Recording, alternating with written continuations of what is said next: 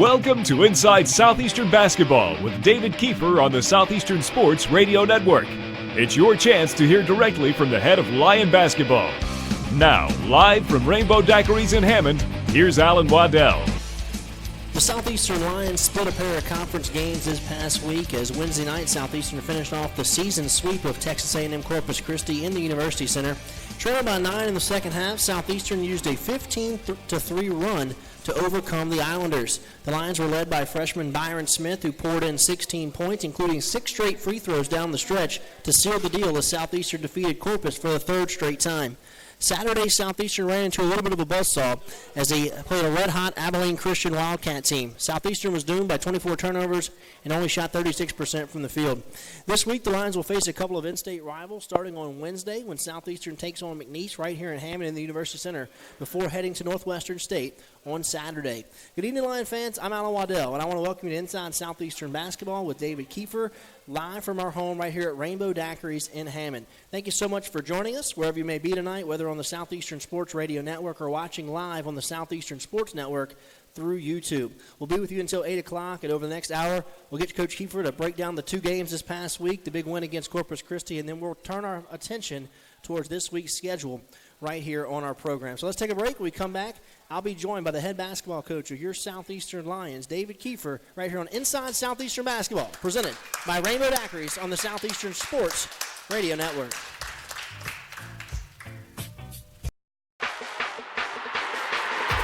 The countdown to Katy has begun.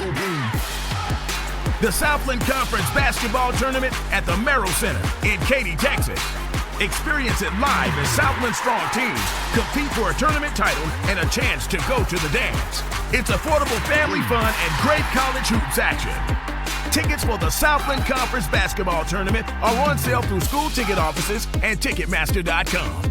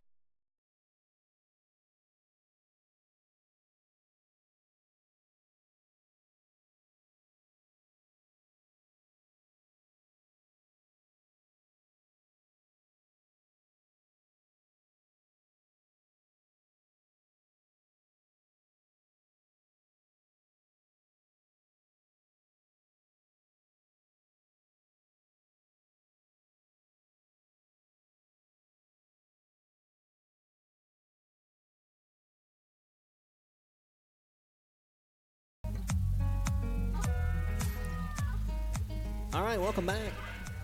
We're live here at Rainbow Daiquiris in Hammond. I'm Alan Waddell. This is Inside Southeastern Basketball. If you're driving through town, come on and stop in here. It's a great atmosphere. We're talking Lion basketball, and also they got all the games in here as it's Martin Luther King Day. They got all the NBA games going on right now. You got the Lakers and the Celtics on, all the big TVs here in Rainbow Daiquiris, so make sure you come by and check us out. At this time, we're going to welcome to the show the reason you're all listening or watching on the Southeastern Sports Network. We're going to talk to the head basketball coach of your Southeastern Lions, Coach David Kiefer. Coach, thanks for being here. Man, I know that you got to be tired. That was a long trip to Abilene. We'll talk about that game later on, but certainly a tough trip there on Saturday when you have to bust that thing, 600 miles or so. Yeah, it makes it much tougher when you get your butt whipped and have to come back with your tail between your legs. A win is a lot better. It didn't feel like that Corpus trip coming back, that's for sure. Well, we kind of break these shows down by 2 games. You play 2 games, then we have a show, and then you play another 2 games. And so this past week you had a couple of ball games, and you split those games. On Wednesday, you beat Corpus Christi for the second time this year. You finished off the season sweep, and that's big because if it comes down for conference tournament seeding or just getting in the tournament, you're going to have that head-to-head tiebreaker over the Islanders. Played well on Wednesday night. We're able to come from behind and knock off that Corpus team who, man, you've beat them twice, and they have some big wins. They beat Stephen F. Austin. They beat Lamar. They have some good wins. That's a good team you've knocked out twice. Really good basketball team, really well-coached team. I think our style of play really bothered them. They really turned the ball over. We didn't shoot the ball particularly well. The first game we came out on fire. I think we're like 8 for 13 from 3 in the first half. We ended up with 80 points. It was one of our high scores in the year. But defensively, we had laps in that second half, and we had a huge lead, and they came back and made it a ball game. And then this next time, it was really low scoring. They like to play that way. They like to take their time, get deep in the shot clock if they can, live by the 3. We didn't shoot particularly well, but we were able to create offense out of our defense. We were able to turn them over, get out in transition, really run. They took a lead. We just stayed with it and fought back and overcame, and we just talked about it all week, just validating that win. After that game, there was never any disrespect. They're unbelievable, but we didn't feel like they felt like they lost the game. They didn't feel like we beat them. And we wanted to know that we wanted them to know we were the better basketball team, and we wanted to validate. So that's what we talked about all week, and our guys stuck to the game plan. As you mentioned, and we were talking off the air a bit before we came on here tonight, is we knew this going into the year that you were playing a young basketball team. You had a lot of new players. You were changing the style a little bit here at Southeastern, and there's been some times where we have had problems scoring, but defensively, in this game especially, defense led to offense and let you get the win. Oh, yeah, no question. We were able to, like I said, our pressure was able to turn them over. They don't – Corpus doesn't have a true point guard. They kind of let whoever bring the ball up, and we had some key matchups. They had their 4-man bring it up, and we would go with Ty Brewer against any 4-man in our league at 94 feet just to zigzag him. And it's not really about turning them over. There's so many times that they didn't get across half court until just right at 21 or just at 22 and just beating this 10-second mark. And they really like to run their offense deep into the shot clock and make you guard a lot of actions and a lot of ball screens. So when you make a team work and get over half court and then the shot clock's got less time on it, now you have to guard less action and for less time. And that worked out for us. Coach, I know we were talking also before we came on. We talked a little bit about that trip to Abilene. And one thing that is unique about our conference is a lot of the teams are geographically pretty close to each other. So, you do a lot of busing in this league, but there are some trips that are daunting where you have to make that trip to Abilene. You have to make that trip to UCA up in Conway. You have to make that trip over to Corpus Christi. And I know you're open to some ideas to maybe allow us to maybe fly to a few more of these games where we flew earlier this year when we went to when we flew to Corpus? Yeah, when we flew to Corpus, and I know that's something that you and your staff are working on. Yeah, for sure. No, it makes a huge difference.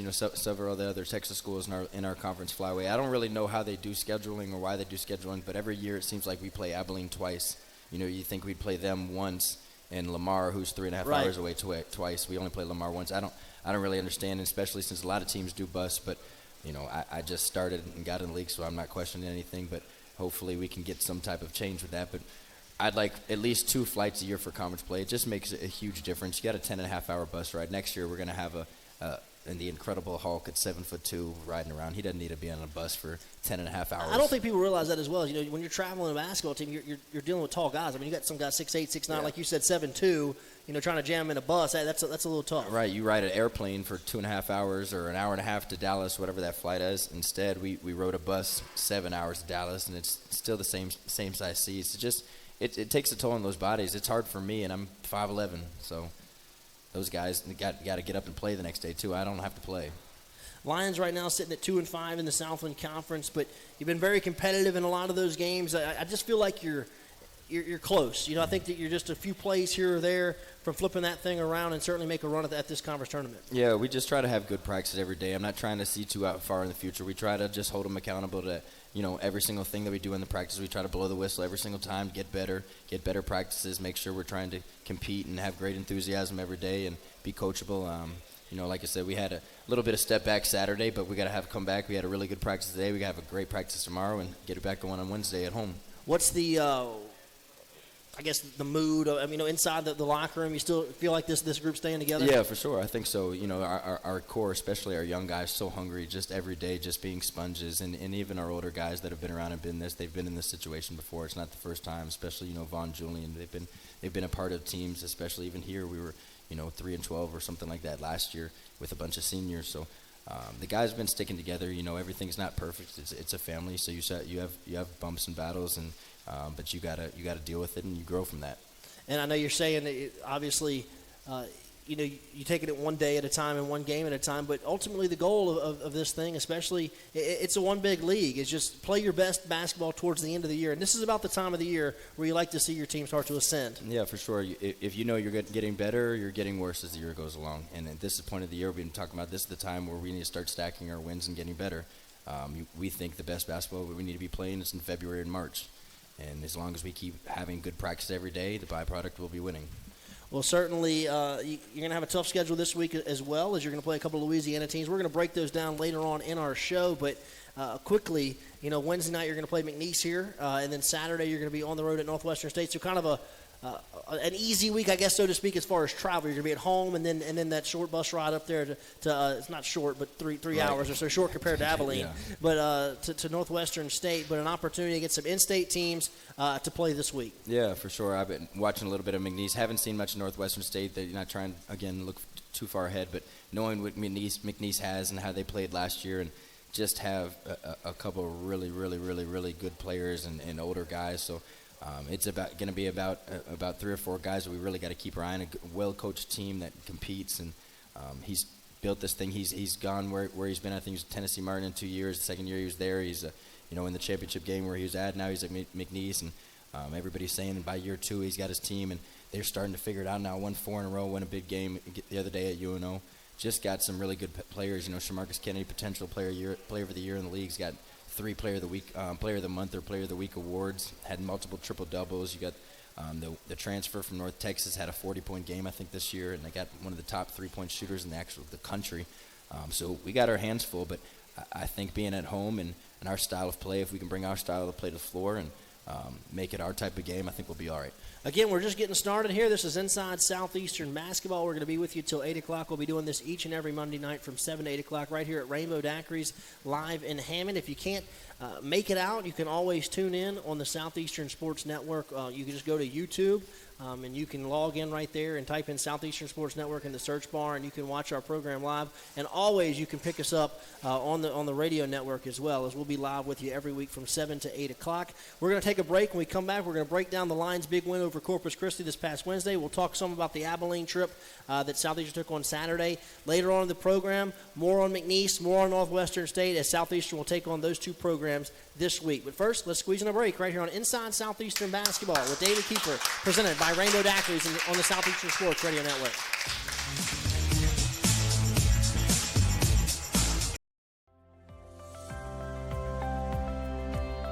What do you love most about being a student athlete at Southeastern?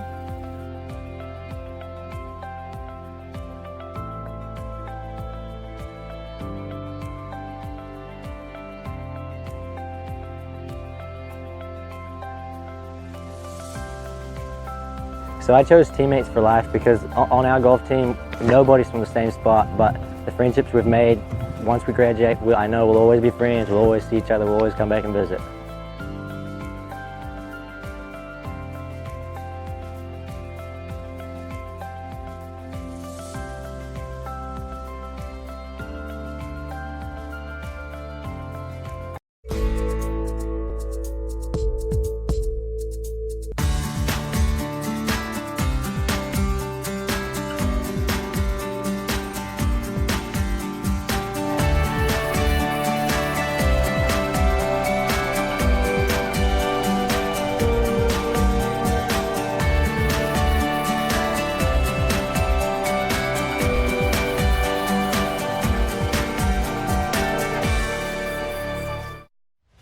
The Southland Conference, 13 member institutions, over 4,200 student athletes, achieving success in the classroom while excelling in 19 NCAA Division I sports and making a difference through serving others and giving back to the community. Determination, hard work, commitment, excellence, and collaboration. Together, we are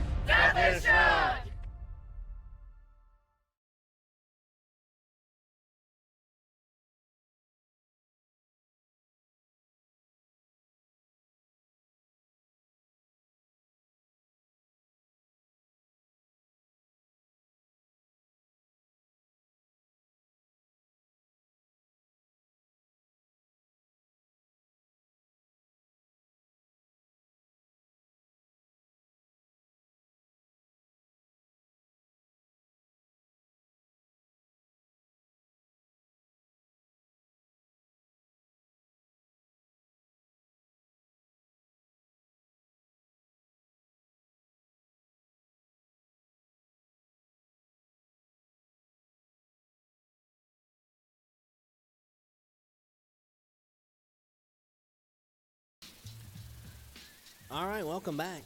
Just getting started here on Inside Southeastern Basketball with David Kiefer, presented by Rainbow Daiquiris. I want to thank Rainbow for being our host each and every week. We'll be here from 7 to 8 o'clock on Monday nights. I'm Alan Waddell, joined with the head basketball coach of your Southeastern Lions, David Kiefer. We're going to break down this big win Southeastern had over Texas A&M Corpus Christi, 64-58, last Wednesday night inside the University Center.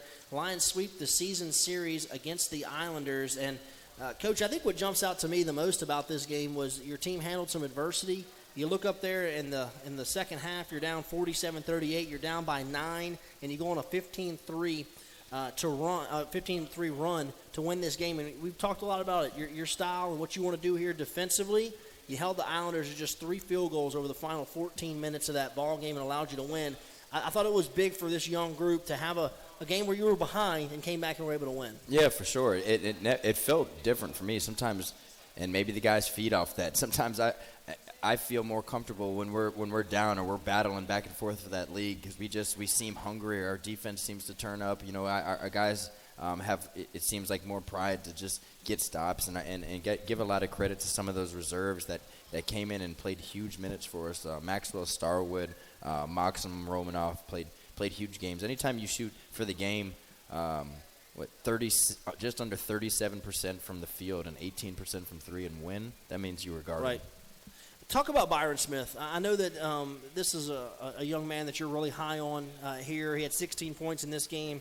He was able to hit 6 big free throws down the stretch in the final 24 seconds to really seal the deal. And you got to do that to win those games, especially when they're tight. You win this one by 6. But I know that you really raved about Byron Smith. And did you see him contributing this much this early? No, not at all. Him and Nick Caldwell, who are 2 freshmen that have shown a lot this year and have been really good for us. I said this summer that they would both be redshirt candidates, I thought, coming in, just thinking bodies type-wise and where they would be at, just basketball IQ and just being so skinny and not having the physicality. But both of them play with a chip and a toughness about them, and it doesn't really matter their size. And they're just going to get better every day. Byron's been an absolute sponge, and we always talk about the basketball gods, and you give to the game and he gives back, and all he does is give to the game. You go over there to the University Center, I promise you the ball's bouncing. It's him right now. And these coaches get worn out every single day about watching film and what can I do to get better. He's just addicted to get better, so it works out for him. It certainly has been so far, as he's been one of the pleasant surprises of this year, as he's a freshman. You know, He put up 16 points in this game in a big conference game, and I think it's big, you know, especially late in the game.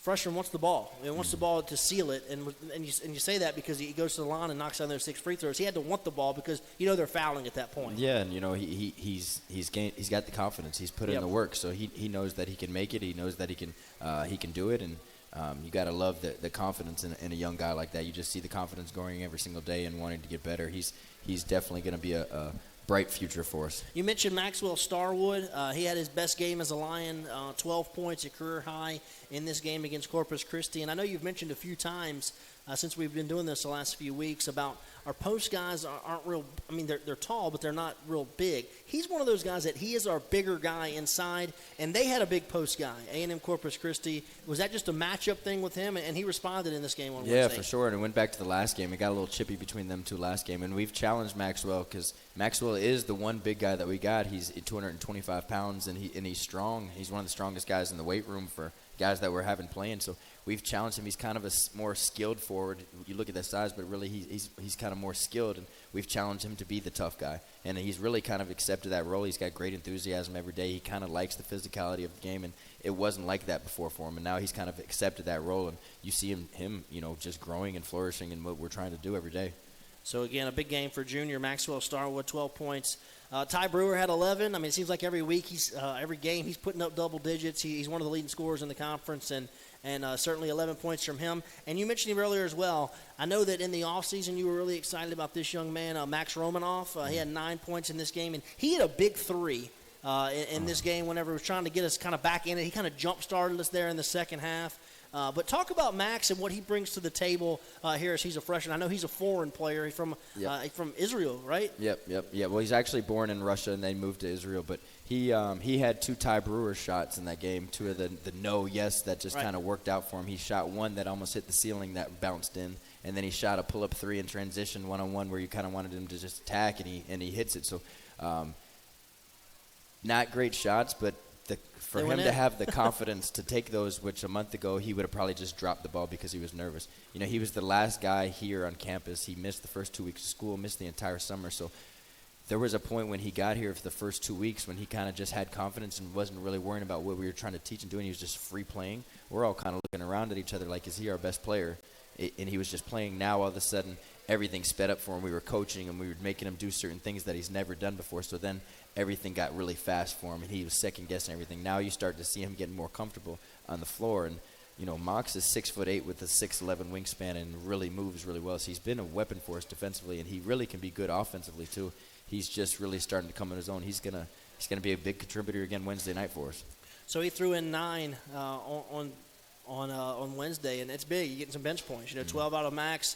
Really, both the Maxes. Maxwell Starwood, Max Romanov. You get 21 points out of those 2 guys, and certainly that's one of the reasons you were able to win this game. You said it. Didn't shoot the basketball particularly well, but you brought your defensive game, turned over the Islanders 24 times. I know that's what you want to do. That's the type of style you want to play. So even on a night where you're not shooting the basketball that well, you're able to create yourself some opportunities and give you some easy baskets. Yeah, for sure. And we don't talk about it. It just – turnovers are going to come to us. We're not searching for them. We're trying to get better every single week about not fouling, not sending people to the free throw line. The last time you look at this game, they shot 25 free throws in the second half. This game, they shoot 8 for the game. We were out there competing and guarding without fouling, and that's huge for us, especially if we're going to be out there full court pressure. The last thing we want to do is foul a guy 94 feet from the basket. When we do that, everybody in the stands, why would you do that? Of course, we're thinking the same thing. We don't practice fouling. Great teams don't foul, but it's just a maturation process for a guy and trying to get better. And you saw take it over from the last game where we shot the cover off the ball. Then we blow the lead to maturing to this game. We got better. You can see we got better because we didn't shoot the ball like that. You're not going to shoot the ball like that every time, but you can bring your defense. You can bring your rebound. And last game, I think they beat us on the glass. This game, they're up 11 or 12 in the glass. I think at halftime we end up losing by 4 or 5 and getting 11 offense rebounds, which is key for us to just get another shot to the basket. Once again, with 14 minutes to go in this game, Lions trailed by 9 points. We're able to rally and win. And hey, you got to play Corpus more often. You're 2-0 against those guys this year, and this is a good team. They've had some big wins this year. Right. Yeah, I don't want to get too cocky. I mean, we play them again. That guy is an unbelievable coach. We've had our hands full. Last year was the first time that we've beat him since I've been here. So. I was going to say historically. This is a program that Southeastern has struggled with, but now that's three straight wins against the Islanders and really inside of a calendar year. Yeah, no question. And like I said, unbelievable coach over there. They do a heck of a job. It's just kind of it's turned our way the last couple times. That's all. Lions win this one 64-58 over Texas A&M Corpus Christi. That game was played on Wednesday night in Hammond. Again, big games for Southeastern. Out of freshman Byron Smith, he put in 16. Max Starwood had 12. Ty Brewer 11, and freshman Max Romanoff, freshman from Israel, Russia, a guy that's starting to certainly play a lot of quality minutes for Southeastern. He poured in 9 for a career high as well. Southeastern also in this one shot 17 of 23 from the foul line. So in some games, Coach, where we've said, hey, that was an Achilles heel, we left points out there. And this has got to be a coaching moment for you. You say, hey, we execute from the foul line, we get easy points, we win the game. Yeah, throw the ball in the paint. We're not a great shooting team. We make shots with confidence like most teams, but we don't just have a bunch of dead-eye shooters out there you know, we gotta work inside out. We gotta beat you down the floor with our speed first and try to establish the paint. Whenever we can establish the paint early and get post touches of tie and pop and get them attacking and get our guards attacking downhill, and just like you said, getting to the line and shooting 23 free throws. We talk about wanting to make more than other teams shoot. Well, this game we made twice as many as they shot, you know, and that's why we were able to overcome. We talk about defense, but also on the offensive end, not the shots not necessarily were going in, but we were attacking. When we were missing, we were getting the free throw line a lot of those times. That means we were attacking the basket. We try to keep our threes if we can, 15 under. We shot 16 here, but I don't want us out there shooting 20-something threes a game. That's not our deal. We need to attack the basket and really try to people down the floor with our speed and athleticism. And once again, you shoot 17 and 23, but Byron Smith 9 of 9 from the foul line. The freshman wanted the ball, got to the line, was able to knock him down. Lions win that one 64-58. Let's go ahead and squeeze in another break. This is Inside Southeastern Basketball with David Kiefer, presented by Rainbow Daiquiris on the Southeastern Sports Radio Network.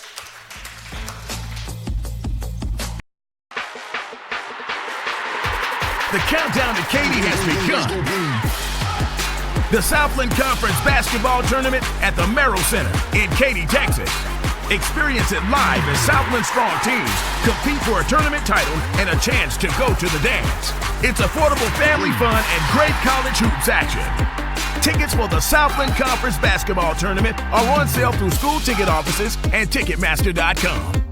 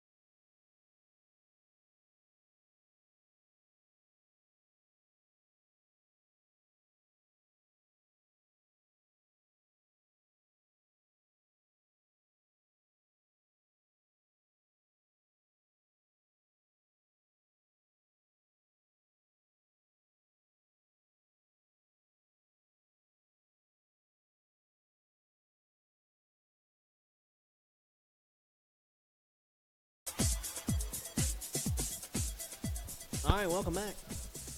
About halfway home. We're here at Rainbow Daiquiris. It's Martin Luther King Day. They got the NBA games on out here. It's a basketball night. Boston and the Lakers are on right now.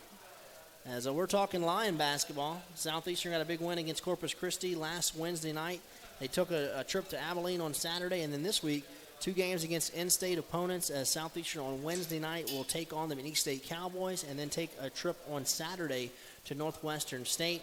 Lions still very much alive and very much in the thick of things. We're still really early in this Southland Conference race. Just got to get in that tournament, play well down the stretch, as that's the goal for first-year head coach David Kiefer and his young Lions. Only one senior on this roster, but certainly a program and a team that you're seeing improving each and every night on the floor. And Coach, listen, if you're around this game long enough, you're going to run into games like what happened on Saturday. And Abilene Christian, I know you had a lot of really good things to say to me about them before the show. It's a tough team, a team that, you kind of want your team to look like, as they've built a culture over there. They went to the NCAA tournament a year ago. We played a great game with them, last year, and but they just had our number on Saturday. Yeah, we talked. You kind of hit the nail on the head. Joe Golding. Remember when I first came into the conference 5 years ago and watching his team play, and they were a bunch of freshmen, and they guarded and they competed, and it was hard for us to beat them. Even the following year when they were all sophomores, we won our championship year. We beat them every time. Just about that we played them. I think we only lost to them one time, but you could just see how well coached they were. His kids were tough. They competed as freshmen. I remember Coach Ladner, I say, man, in a couple of years they're going to be really good. And then last year they were all seniors, and look what they go and do. They had the best year. And 27 wins, right? Fight through adversity too. You're talking about 2 weeks left of the season. They had to kick off two starting players off that team and still go off and win it. That's just how tough their culture was. Just so much respect, and we use them as examples sometimes. It may not be the exact same style of play, but the level of toughness and trying to get 50-50 balls and rebounding and everything they do is you got a lot of respect for them. And Coach Golding was nothing but positive after the game. And we go over there an 11-hour bus ride, and we're there, and they had a bye week the week before, so they were just so scouted so well, and they were so prepared. And hats off to them. They taught our guys lesson every bad habit that we have, or every thing that we're not doing well, they exposed us, and we learned a lesson. I learned a lesson, and just makes me hungry to try to get better. And especially when you're playing a good team on the road, you want to get off to a good start. It didn't happen. Fell behind early. I think they opened the game on a 17-4 run, and you're just behind the 8 ball the entire game after that, trying to catch up. But they really defended us well and turned us over, and they were able to convert that. I mean, when you're in the middle of one of these games, I mean, what's the message? I mean, it's just that had to be tough. I mean, just everything was going their way there early on. Yeah, I mean, we really struggled. We started losing our minds a little bit in the first half because they just were taking us out of everything. I thought we were guarding at times, but then we'd have a couple of huge turnovers. We kept turning the ball over, and like I say every week, we don't have rules for turnovers, and if we're going to turn the ball over and give them layups, it's just deflating. But what we said was at the end of the game, let's win the second half. Let's just chip away, try to win every 4 minutes. It's about pride at this point. It's about getting better. And if you look at the second half, we were down, I think, 30-something at that game, and we ended up beating them in the second half, 35-34, and just continue to just fight. At that point, it's like, forget the scoreboard. I want to see who's got toughness, who's going to play to the end of the game. And our guys competed to the last minute. They didn't look at the score, and we won the second half, and that's the one positive thing I can take away from going to the next game. We talked about the freshmen and how well they played against Corpus, but Mox Romanoff, Byron Smith, they both had double figures in this game as well. So we're really seeing Romanoff come on these last couple of weeks. Yeah, for sure. You just every single day you see his confidence. You know the talent's there. You don't have practices where everybody, when he got here, like I said, and looked like the best player on the floor for multiple practices, and then it just be by accident. That doesn't happen by accident. He's got the talent. He just needs the confidence and keep doing exactly what he's doing. Him and Byron Smith are like best friends, and they live at the gym. So go back to the basketball gods. It's going to work out for them. You knew Abilene was going to be ready. You talked about it. This is a team that was coming off of a bye. They have a good team. There's no doubt they're in one of the top teams in the Southland Conference. But we've had a lot of success against them, and I know we've always played well over there, even since you've been here. We lead the all-time series 9-4 against Abilene. So, kind of, I said it in the open, kind of just a little bit of a buzzsaw. I mean, you knew they were coming off a bye. They've been getting coached up all week. Hey, this is a team that we've struggled against. They've played well here, and you got their best shot. Yeah, no question. And if you go back to it through the years, that the 9-4, not that it's misleading. We have had their number, but at the same time, when we got into the conference, they were transitioning from non-Division I to Division I. They weren't even eligible to make the conference tournament, and they were starting over with just brand new Division I players and a bunch of freshmen and trying to build their culture and trying to figure it out. Now it's set. Their culture's set. They got the players. They got the style of play. Everything's set in place for them. They've been there long enough now. They've won the championship. They've got things going their way.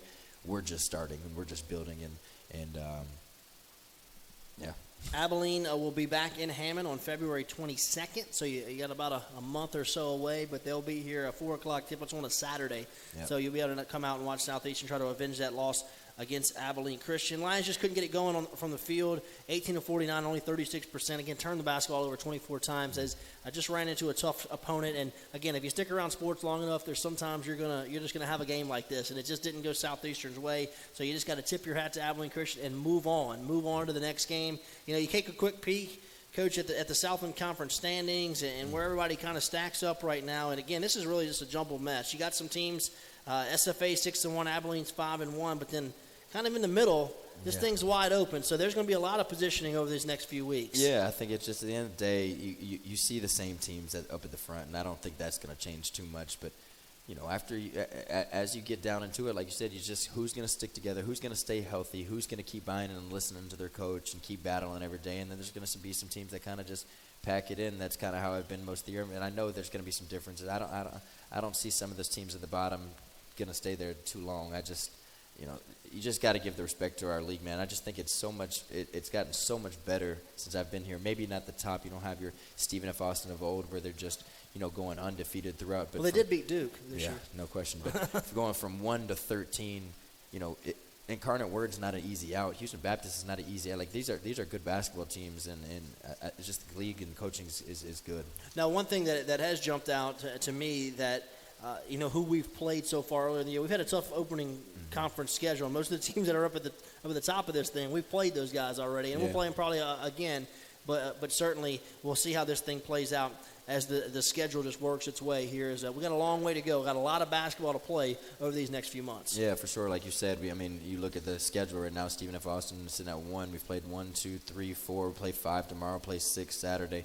Haven't played 7. We played 8th first game. We haven't played the bottom 3, right? And we've played all of the top 5. No question. So we got a long way to go, and we'll kind of know where we're at when we get about 10 to 12 games into it. Well, again, I know that you got back what time did you get here on Monday? I mean, what time did y'all get back Sunday? I think 8:30 in the morning. That was another tough one. Y'all played a night game, so you played a night game against Abilene. Most of the games, they didn't do us too much 4? of a favor on that. We tried to make them have a night game, but our people wouldn't. We kept it at the afternoon time, trying to make it hard. I wish they wouldn't have did, but they wanted the crowd, and give them credit, because when we went there, their stadium seats, I think 4,500. There was at least 2,500 people at the game. It was probably the best crowd that we've had in conferences, or it definitely was. Good atmosphere, so that was the right decision on our part. It's a lot more fun for them to play like that. I don't like playing on empty crowds, even if they're rooting against us and they're yelling at me and my bald head all game. I'd rather have some atmosphere. So did you practice? Did you practice today? Did you practice yesterday? What was that schedule? Yeah, we were off yesterday. I didn't even want to be around the guys. I mean, you're riding 11 hours in a bus next to each other. Everybody stinks. You just want to get off the bus and just get away from each other for the rest of the day.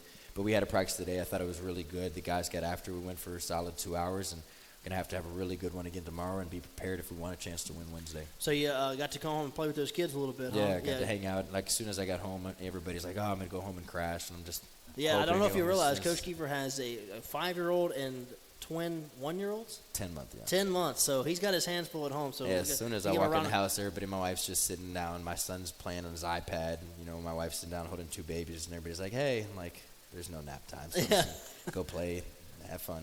Lucky, though. No doubt about it. As let's go ahead and squeeze in another break. When we come back, we're going to start turning our attention to the Lions' opponents this week. Wednesday night, it'll be the McNeese State Cowboys right here in Hammond. Then Saturday, on the road at Northwestern State. We're going to break down the Cowboys and the Demons when we come back right here on Inside Southeastern Basketball with David Kiefer, presented by Rainbow Daiquiris on the Southeastern Sports Radio Network.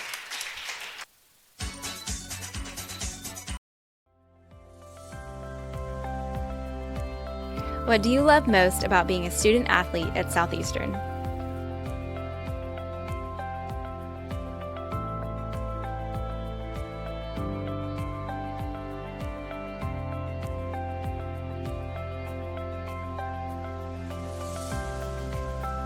So I chose teammates for life because on our golf team, nobody's from the same spot, but the friendships we've made once we graduate, I know we'll always be friends, we'll always see each other, we'll always come back and visit.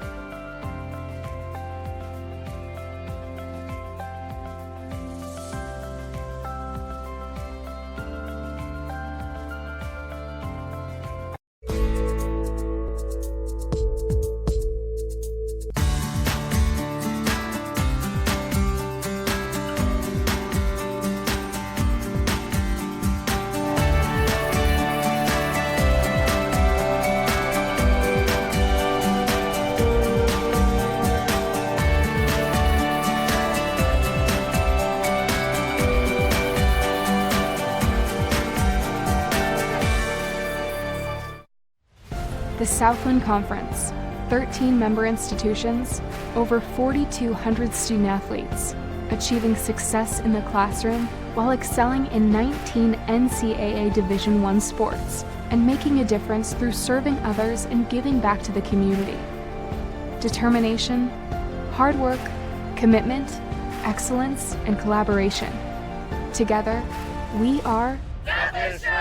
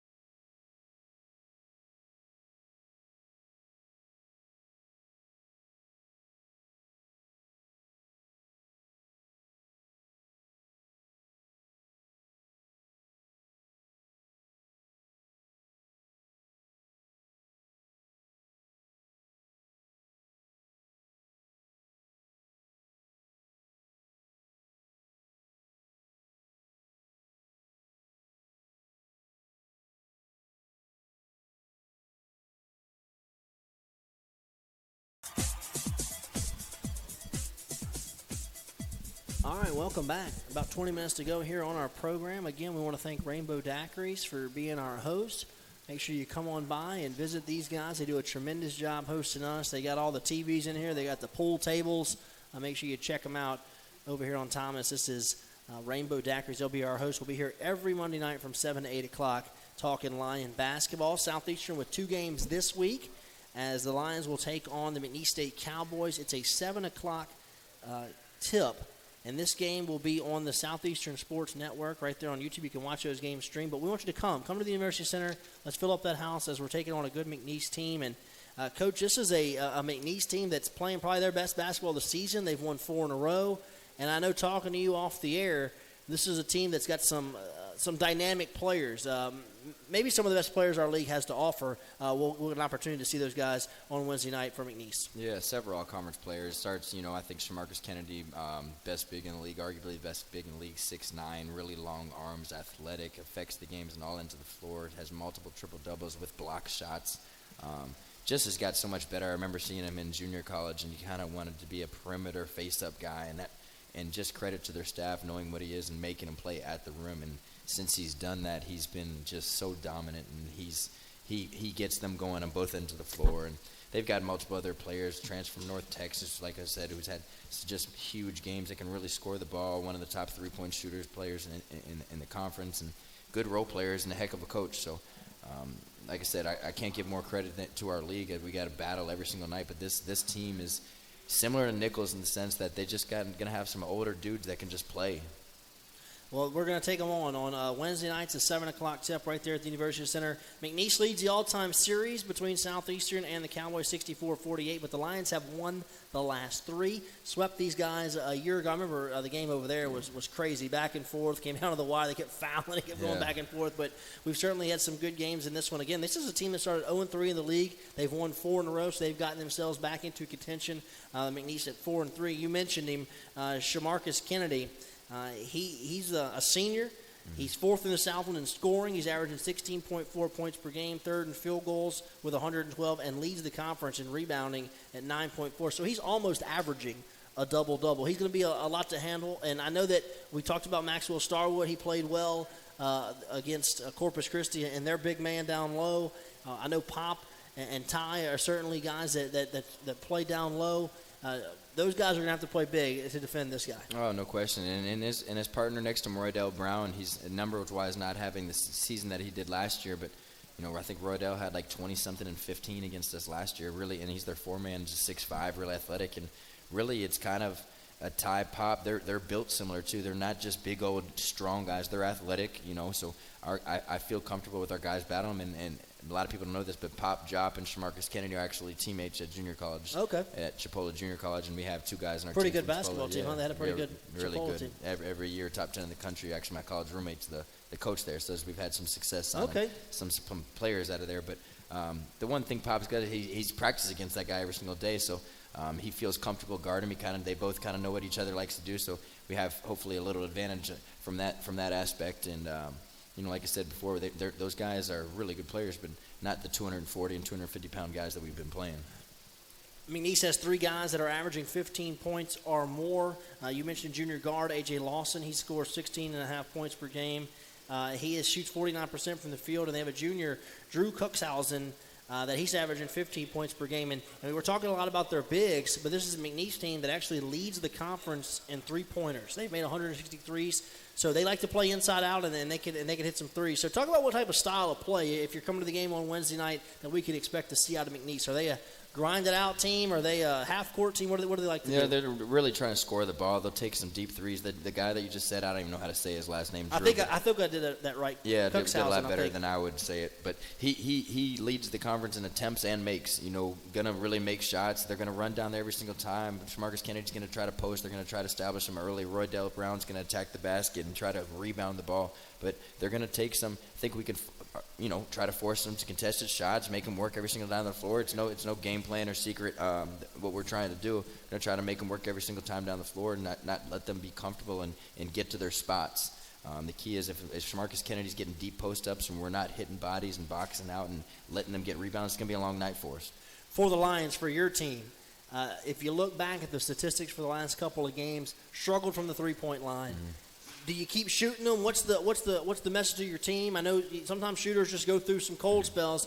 What's the message of your team as far as shooting threes and from the three-point line? Just take better ones. I think the biggest thing is you're either not a good shooter or you're taking bad shots. And I think we don't have necessarily shooters, but we have guys that can make shots. And I think we've been taking bad shots. Anytime that you're taking a contested off the bounce three, especially early in the shot clock, percentages even with the NBA guys, they're not making those a high percentage. We're looking to get paint touches first, shoot catch and shoot open threes, when you're open, and then that also builds your confidence up. It hurts your confidence when you go out there and miss shots. And if you go out there to take tough perimeter shots, every time you just don't feel the confidence to go in. And now, defensively where we hang our hats, you're not playing defensively as good as you should be now because you're not seeing your ball go in.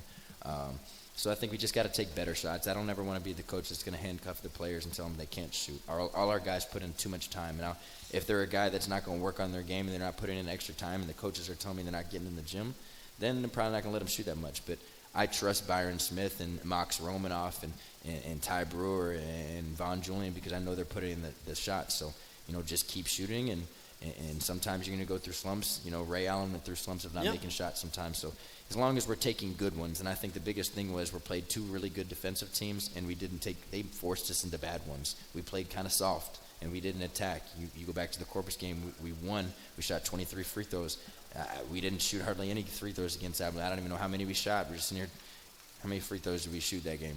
Let's look it up. We got the stats here. 19 total. And a lot of those came at the very end of the game, Right.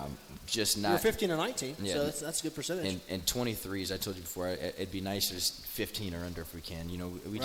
We just got to establish the paint early, and we got to do a better job of that. One thing we haven't talked about, and you won't know this, but I'm going to try to find out for next week. I wonder what because they backed up. If you haven't been paying attention to college basketball, they backed up the three-point line this year, correct? So it's a little further back. They're talking about backing it up again.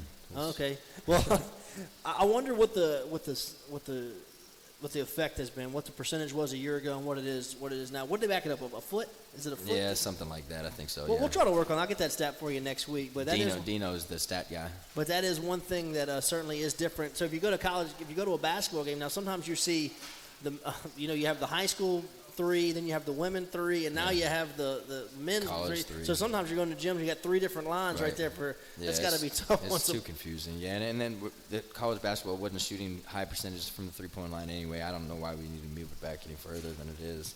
But is what it is. Lions are going to take on McNeese State. That's a 7 o'clock tip on Wednesday. That game will be on the Southeastern Sports Network right there through YouTube. And then on Saturday, Coach, you're going to make the trip to Northwestern State. I know you haven't really started on those guys yet, but, again, this is a program that, we play basketball a lot against Northwestern State, and we've had some great matchups with them. This is a series that's played over 130 times. Demons lead the all-time series 85-83, but again, Southeastern of late. Southeastern has beaten Northwestern State 4 straight times, but you're going to go to Prather Coliseum. They're 5-1 at home this year. They're 2-0 in the Southland. They had a big win this past week as well. So Northwestern, I know you haven't started on them a lot, but they are a good basketball team. They're 4-3 in the league right now. Yeah, and just knowing how they do things, being in the league, they haven't changed much. They are, and Coach McConaughey does a heck of a job. Seems like he's been there forever. Oh, he's been there forever, and they've won championships. They've been in the tie. He's seen everything and done everything. He's done so much more in this business than I have at this point, and I'd love to learn from him. But we're going to have to go there and battle. They guard. They try to be simple on offense. They give their players freedom, and he does a good job of getting them space, and they compete. So every year we've got our hands full. Even when they were at the bottom, when we were at the top of our conference, they battled us every single time down when we played them. Just to let you know the type of style that Coach McConaughey wants to play as well, they always play a lot of guys. No they're going to play 10 guys that average 12 minutes or more per game. Kind of similar to your team. You play a lot of guys as well, but they're going to play a lot. I can remember years when they had some really great teams, and they would just 5 and 5. Yep. They would just swap the whole lineup over. But this is a 3 o'clock tip on Saturday at Northwestern State.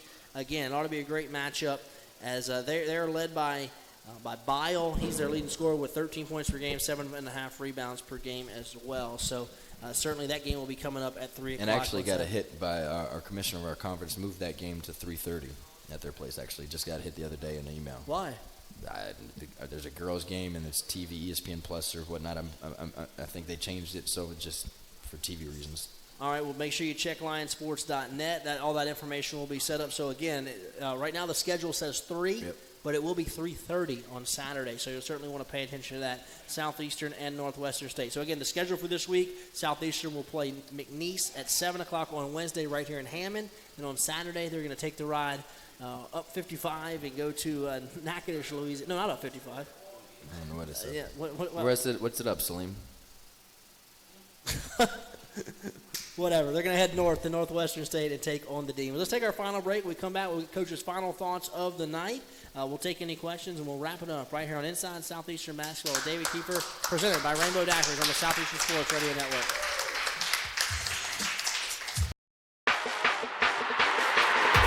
The countdown to Katy has begun. The Southland Conference Basketball Tournament at the Merrill Center in Katy, Texas. Experience it live as Southland strong teams compete for a tournament title and a chance to go to the dance. It's affordable family fun and great college hoops action. Tickets for the Southland Conference Basketball Tournament are on sale through school ticket offices and Ticketmaster.com.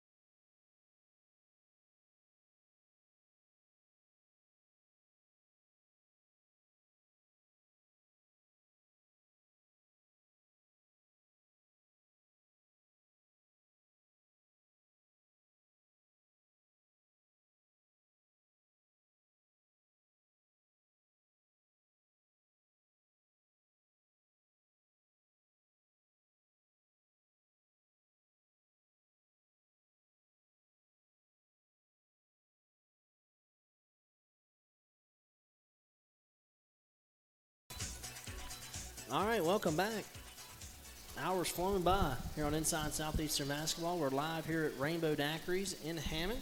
Make sure you come check us out each and every Monday night from 7 to 8 o'clock. We'll be live with Coach David Kiefer. He'll give you an inside look at the Southeastern Louisiana University basketball program. This past week, Lions split a pair of conference games, beat Corpus Christi on Wednesday night right here at Hammond, and then went on the road on Saturday. Ran into a tough Abilene team, but we're going to play those guys later on in the year.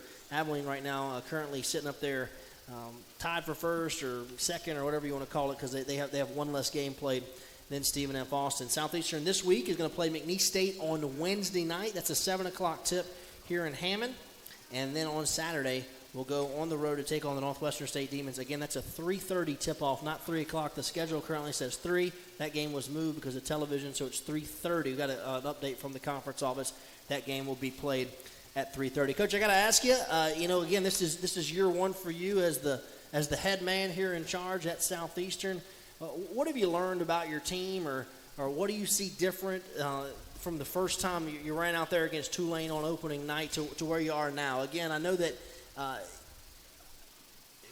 we're so judged by what our record is and wins and losses, and that's the game. I mean, if you're in sports, that's what you're going to be judged on, wins and losses. Right. But after saying that, what's different about your team now than maybe that first game of the year?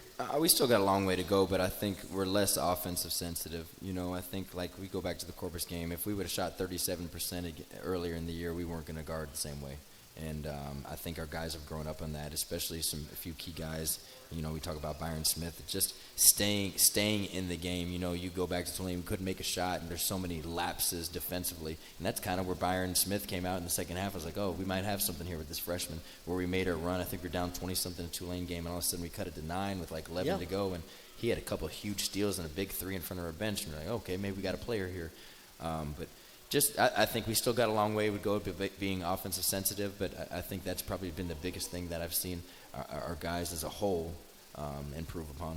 And again, practice is good. I mean, a lot of guys are really getting after it in practice. Yeah, we got to have good practices. Again, we got a bunch of 18 and 19-year-olds, so everything's not perfect every single day, but I think overall there's small sample size of not great stuff that we don't like, that we got to correct, that we got to stay on them about, but big picture, our guys have been phenomenal, and they give great enthusiasm and effort every single day, and that's why I think you can see us getting better. And you talk about, you can just see we're right there, and if at any point we take a step back, that we're not getting better if we start stepping off in practice. So got to make sure the intensity's up every single day. And again, you talk about small sample size. That's kind of how our program is going to go every Monday. Is we're going to sit here and we're going to look at 2 games. We're going to look at 2 games. We're going to talk about 4 games. We're going to talk about the 2 you just played and the 2 that you are playing the upcoming week. And again, one of the themes of the night that we've talked about several times, but in case those that weren't listening, Maxim Romanoff, he's a freshman. He's a guy that has really developed over the last couple of weeks, and certainly probably this past week,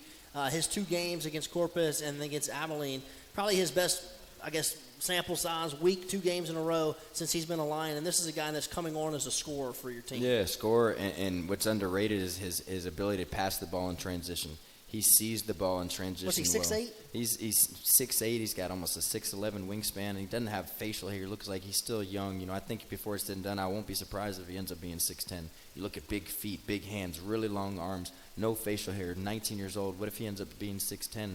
That guy's going to be a problem. And even if he stays 6'8", he's going to be a problem in our league. You're talking about a guy with the least amount of reps and the least amount of time with the staff, just coming straight from another country. He'd only been in the United States for 3 months. Everything's new to him. The stuff we're asking him to do defensively, he's never been taught before. So the sky's the limit for the guy. I'm really excited about him, and you can't talk about a better person either. So every time he goes in there, everybody roots for him. When he shoots the ball, you see the whole bench stand up and wanting it to work out for him because they know how serious he takes his craft. Also, Byron Smith certainly had a big week as well. He had 16 against Corpus, 10 against Abilene. So again, that's a couple of freshmen that you're going to be hearing a lot about here over the next few years, wearing the green and gold. Certainly, Southeastern has a big schedule this week. They're going to take on McNeese at home again, a 7:00 tip. That game will be on the Southeastern Sports Network. If you cannot make the trip to Hammond, make sure that you tune in. If you don't know what I'm talking about, you if you have a smart TV, if you have a phone, whatever you want, you just go to YouTube.